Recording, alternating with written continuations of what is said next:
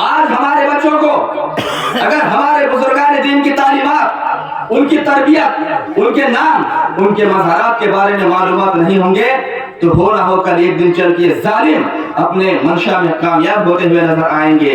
آج لوگ سرکار خواجہ غریب نواز کے بارگاہ میں گستاخی کرتے ہوئے نظر آ رہے ہیں، ان کے مزار پاک پر بلڈوزر چلانے کی بات کر رہے ہیں، غیر کی زمین میں سرکار خواجہ غریب نواز کے مزار کے واقع ہونے کی بات کر رہے ہیں۔ ارے نادانو، تمہیں کیا معلوم ہے، تمہیں کیا پتا ہے، سرکار خواجہ غریب نواز کا مزار تو وہ مزار ہے، یہ آستانہ تو وہ آستانہ ہے جو 100-200 برس سے نہیں بلکہ 800 برس سے اپنا فیضان لٹا رہا ہے۔ صرف مسلمان نہیں بلکہ غیر قوم کے لیے بھی ایسے حاجت روائی کرتے ہیں، ہر کوئی کہنے پر مجبور ہے۔ اگر کوئی ہندوستان میں دیتا ہے تو ہندوستان کا راجہ دیتا ہے، اگر کوئی ہندوستان کا بادشاہ ہے تو میرا خواجہ ہے۔ بڑے زبان آپ کو کہنا پڑے گا کہ کرسی پر کوئی بھی ہو لیکن ہندوستان میں حکومت اگر کسی کی چلتی ہے میرے خواجہ غریب نواز کی چلتی ہے۔ سبحان اللہ، سبحان اللہ۔ تو سرکار خواجہ غریب نواز کا نام اپنے بچوں کو سکھائیے، ان کا مسکن، ان کے آرام گاہ بچوں کو بتائیے تاکہ ہر بچے کے دل میں بچپن ہی سے بزرگوں سے محبت کرنے کا جذبہ پیدا ہو جائے۔ اور یہ لوگ جو سوچتے ہیں کہ ہم بہت آسانی سے مزار کو اکھاڑ دیں گے، بہت آسانی سے مزار پاک کو ہٹا دیں گے، ایک ہربلاس سادہ کی کتاب کا حوالہ پیش کر کے، اجمیر دا ہسٹوریکل کا حوالہ پیش کر کے اور کہتے ہیں کہ یہ مندر کے اوپر مزار کو بنا دیا گیا، نعوذ باللہ۔ ارے تمہاری کیا اوقات ہے، تمہاری کیا اوقات ہے کہ تم غریب نواز کے مزار کو اٹھا دو گے؟ ارے تمہارے باپ تو 800 سال پہلے غریب نواز کے بیٹھائے ہوئے اونٹ کو اٹھا نہیں پائے، سبحان اللہ، سبحان اللہ، سبحان اللہ۔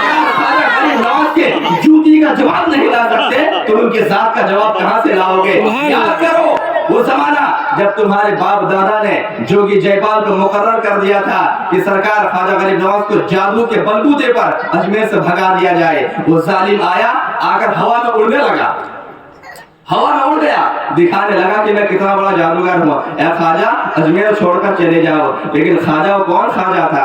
ایسا ویسا خواجہ نہیں تھا، وہ عطائے رسول تھا، وہ ہندوستان میں آئے نہیں تھے، نبی کی بارگاہ سے ان کو بھیجا گیا تھا۔ سبحان اللہ۔ مددگار کوئی اور نہیں، جب بھیجنے والا مصطفیٰ ہے تو مدد کرنے والے بھی میرے مصطفیٰ ہیں۔ سبحان اللہ۔ جے پال جوگی اڑنے لگا، خواجہ غریب نواز نے اپنی جوتی کی طرف اشارہ کیا کہ جاؤ اس کو سبق سکھا آؤ۔